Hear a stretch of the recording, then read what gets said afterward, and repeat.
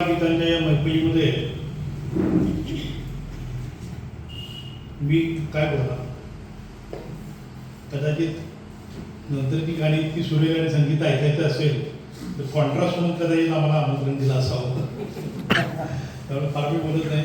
तुम्हाला सर्वांना शुभेच्छा आणि आमच्या सर्वांचे काम तुम्ही सतत तृप्त करत आलेला आहात. आज इथे चिटणीस साहेबांची उणीव बसते कारण तेही गाणे म्हणणार होते आणि हा एक चांगला वेगळा उपक्रम साताऱ्यात आपल्याला सुरू झाला आहे. हक्काचं व्यासपीठ आपल्याला इथं दीपलक्ष्मीच्या मिळतंय आणि मोजक्यात परंतु दर्दी अशा लोकांच्या उपस्थितीत हे सगळे कार्यक्रम होत असतात. मला खरोखर आपल्या सर्वांचं, गायकांचं, या समूहाचं आणि दीपलक्ष्मी संस्थेचं कौतुकही करावं असं वाटतं आणि आभारही मानावं असं वाटतं. मी फार काही बोलत नाही. त्या विषयातील बाकीचे दर्दी लोक आहेत तिथं, त्यांच्याकडे मी माझा माईक सुपूर्द करतो. धन्यवाद.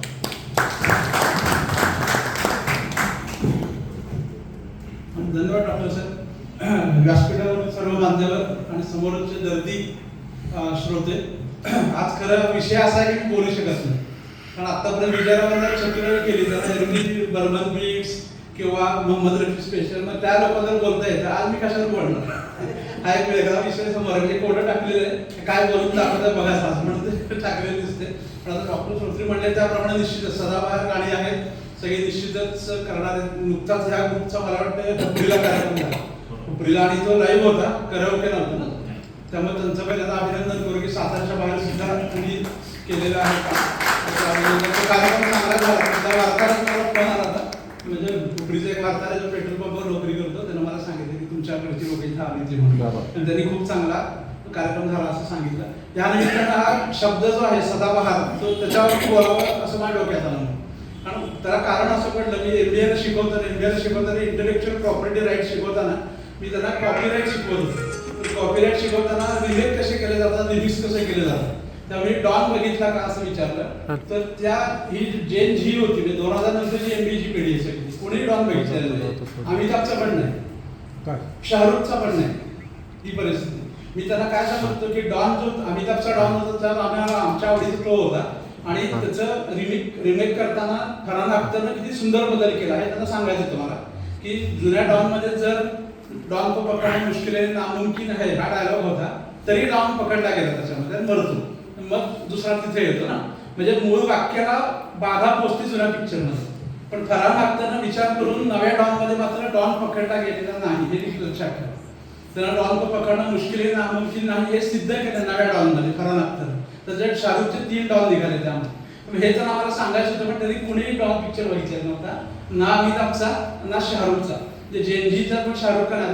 ह्या पिढीकडे काय आहे, सदाबहार म्हणतो आपण, तर काय ह्या पिढीला सांगायचं. म्हणजे अजूनही आता जी गाणी विजयराव त्यांची टीम आज सादर करेल ती निश्चितच 2000 पूर्वीची असणार. आता पुढच्या पिढीला आपण सदाबहार म्हणून काय समोर आणणार, कारण आहे तीच गोष्टी परत परत आपण नेणार आहे. 2002 साली अनंत महादेवने पिक्चर काढला तर दिल दिल प्यार प्यार नावाचा. त्याच्यामध्ये नवा पिक्चर होता, सगळी आरडीची गाणी होती. आरडीच्या 4 गाण्यांवर तो चित्रपट काढला होता. आरडीचे ये जो मोहब्बत आहे वगैरे जी गाणी होती त्या गाण्यांच्या आधारे संपूर्ण पिक्चरच्या 4 जोड्यामध्ये त्यामध्ये होत्या. किंवा वीर झाला नावाच्या चित्रपटामध्ये मदन मोहनची जुनी गाणी घेतली होती. मदन मोहनची जी गाणी पिक्चरमध्ये एकदा आणली नाही ती वीर झालामध्ये जो शाहरुख खान एखादा पिक्चर होता त्याच्यामध्ये ती होती. सदाबहार गाणी आली, पण आता आपण सदाबहार म्हणून नक्की काय नव्या पिढीला देणार ते मला अनेका चिंता वाटली. काय कुठलं गाणं आहे की गेल्या काही वर्षामध्ये गाजलेलं आहे, कुठलं आहे जो मध्ये आपला गर्ग नावाचा एक गायक गेला तो रिमिक्स करायचा. तर रिमिक्स मध्ये सुद्धा आता आपल्याला नवी गाणी म्हणजे सदाबहार म्हणजे रिमिक्सच वाटतात फक्त. जे आज फिल्म कुठलं ते गाणं फिरोज खानच्या चित्रपटात ते गाजलेलं गाणं होतं ते रिमिक्स म्हणून आलं, ते नव्या पिढीला तर नवं गाणं वाटलं. आज फिर तुमसे प्यार आया. जेव्हा मुलांना माझ्या गीत गाणं सुंदर आहे म्हणजे रिमिक्स गाणं आहे, तुला ओरिजिनल ऐकवतं ते बघ. म्हणजे सदाबहार गाणी सुद्धा रिमिक्स करून अशा प्रकारे येतात. त्यामुळे निश्चितच हे किती वर्ष चालेल. सदाबहार आपण म्हणतो जुनी हिंदी असतील मराठी असतील, पण ती आपल्या पिढीसाठी म्हणजे ज्यांचं वय आता 50 झालेली आहे ही, इथं सुद्धा गायकांचं सरासरी जर आपण वय बघितलं तर 50च आहे. त्यांना मागचं सगळं माहिती आहे. पण जर नव्या पिढीसाठी सदाबहारपणा कायम ठेवायचा असेल तर आपल्याला काहीतरी करावं लागणार हे निश्चित दिसते. आपण काहीच माहित नाही नव्या पिढीला. लग्नामध्ये जर आपण पंजाबी गाण्यांवर नाचत असू ज्याचा अर्थ आपल्याला काही कळत नाही, किंवा अनेक वेळा अनेक गाण्यांचा फक्त ठेका चांगला आहे म्हणून आपण ती गाणी फक्त ऐकतो, त्याचा अर्थ आपल्याला काही कळत नाही. ह्या जोडीला आपली जे आपण इतके वर्ष म्हणजे आएगा आने वाला आपण 75 वर्ष ऐकतोय, अजूनही गाणं आहे. नंतरच्या काळात सगळी गाणं पण अजूनही ऐकते, ती सदाबहार आहेत. पण ह्या सदाबहारपणा जिवंत ठेवणं हे अत्यंत मोठं आव्हान आहे. आणि विजय साबळे यांचा ग्रुप असेल किंवा अनेक ग्रुप्स असतील, ते निश्चितच हा सदाबहारपणा कायम ठेवण्याचं काम निश्चितच करतात. आव्हान आहे, ते आव्हान आपल्याला सगळ्यांना पेलावं लागणार आहे. किमान या नव्या पिढीला एक सांगावं लागणार आहे, अशी गाणी होती आमच्या काळामध्ये, तुम्ही ऐकत जावा जरा ती. या प्रकारे त्यांना सांगावं लागणार आहे. यात नव्या काळात काहीच नाही. त्यामुळे आपल्याला हे आव्हान आहे आणि ते विजय साबळे यांचे ग्रुप आणि अनेक ग्रुप निश्चितच पेलतील अशी आशा आहे. त्यांना या आमच्या कार्यक्रमाबद्दल शुभेच्छा. धन्यवाद. जास्त काही बोलणार नाही. विजय सावळांचे बरेच कार्यक्रम मी अटेंड करत असतो आणि आत्ता त्यांनी जो हुपरीला कार्यक्रम केला होता तो तिथे हाऊसफुल गेला असं माझ्या मित्रांनी कळवलं. 2,500 प्रेक्षक होते आणि लाईव्ह होता. कराओकेच्या काळामध्ये कराओके सिंगिंग हे विजयरावने वाढवलं आणि त्यामुळं आपण एवढा मोठा ग्रुप करू शकलो. आणि आजच्या प्रत्येक वेळी थीम वेगळी, पण आजची सदाबहार थीम आहे त्यांची. तर त्या गाण्यांचा अंदाज घेण्यापेक्षा आता गजरावने सांगितलं की नवीन पिढी ही आमची सदाबहार गाणी पुढे हे करतील का, कॅरी करतील का. पण मी जेव्हा नेटवर गाणी ऐकतो त्यावेळेस ह्याची रिमिक्स गाणी केलेली ऐकतो मी आणि त्यामुळे निश्चितपणे सदाबहार यांची गाणी पुढची पिढी पुढे घेऊन जाईल. त्यासाठी फक्त त्यांचा आणि त्यांचे जे काही गँग आहे गायकांची, पाटील सर आहेतच, तर पाटील सरांची जी शिष्य आहे ती आता निवेदनामध्ये आहे, ती गाणी म्हणते. आज ती नाही आहे, परंतु सांगायचा उद्देश एवढाच आहे की यामागे की नवीन पिढी सुद्धा आपल्यासारखी गाण्यांमध्ये रमते आणि हे चांगलं सोल्युशन आहे.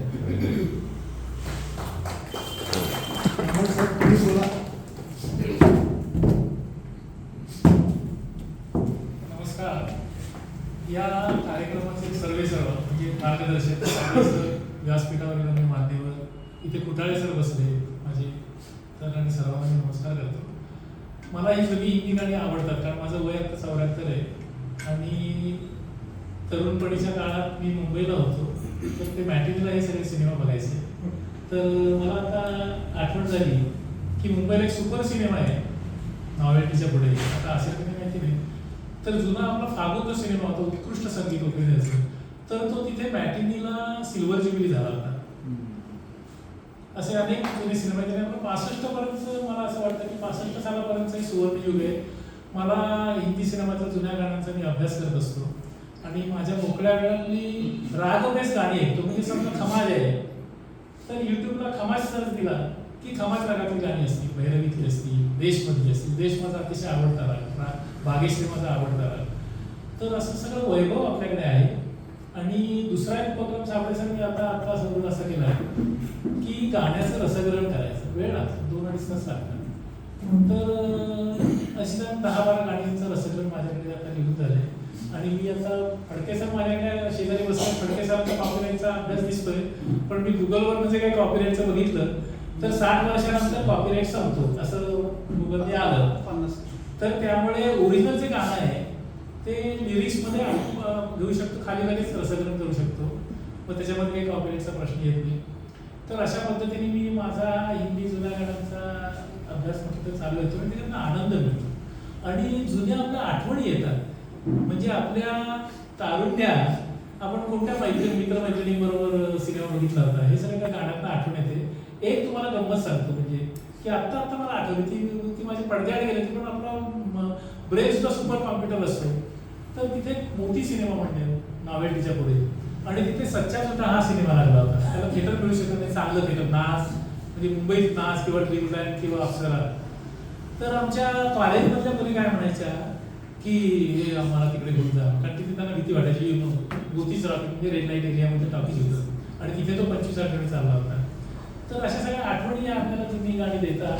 तर ही जुन्या गाण्यांची ही आठवणी आपण जपूया. अनेक उपक्रम बघत असतो की तुमचे सगळे कार्यक्रम चाललेले असतात.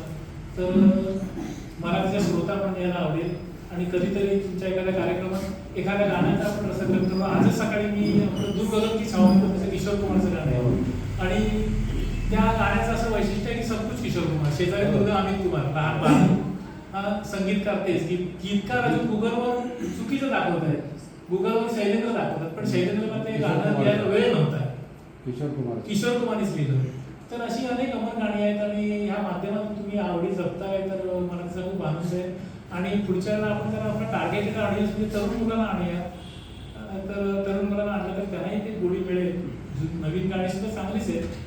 तर मला खूप आनंद होतो की हे सगळं आपण जुनं मेमरी, गोल्डन मेमरी जपताय. आणि त्याच्यामध्ये मला श्रोता म्हणून आज मला तुम्ही इथे बोलायची संधी दिली 2-3 गोष्टी. पण माझ्या श्रोत्यांना परत एकदा असा सल्ला आहे की राग बेस गाणी ऐकली आणि त्याच्यानंतर त्याचं शास्त्रीय म्हणजे गाण्यातलं सतारीतलं वगैरे ऐकलं, समजा भैरवी आहे तर भैरवीतलं गाणं आणि भैरवीतली सतारीमधली बंदिश, तर खूप वेगळा आनंद मिळतो आणि या गाण्याचा आनंद जास्त मिळतो. आता सध्या मी आणखीन एक गुरुदत्तचे सगळे जे प्रमुख पिक्चर, गुरुदत्ताची जन्मशताब्दी आहे तर 14 का चांद असेल, ते असं असेल, कागज के फूल असेल, तर ही गाणी ऐकायची आणि त्या गाण्याचं शाब्दिक सौंदर्य काय आहे तर ह्याचा एक अभ्यास करायचा, चिंतन करायचं असेल, सध्या माझा उपक्रम चालू आहे. तर सर्वांनी शुभेच्छा देतो, मला बोलायला संधी दिली त्याबद्दल धन्यवाद देतो. आणि कुटाळे सरांचं गाणं मला ऐकायला आवडेल, मला हे माहिती नव्हतं सर. पहिल्यांदाच ओपनिंग तर मला माहिती होतं कुटाळे सर माझे मित्र. तुम्ही जे विचार मांडलेत ना त्या ह्याच्यातनं पण मी केलेलं आहे. कॉलेजच्या वेळेचे ज्या काही आठवणी आहेत फक्त तुम्ही आमच्यापासून ही गोष्ट तपवून ठेवली, तुम्ही गात आहे. आता ऐकाल. So thank you very much. Thank you. Thank you.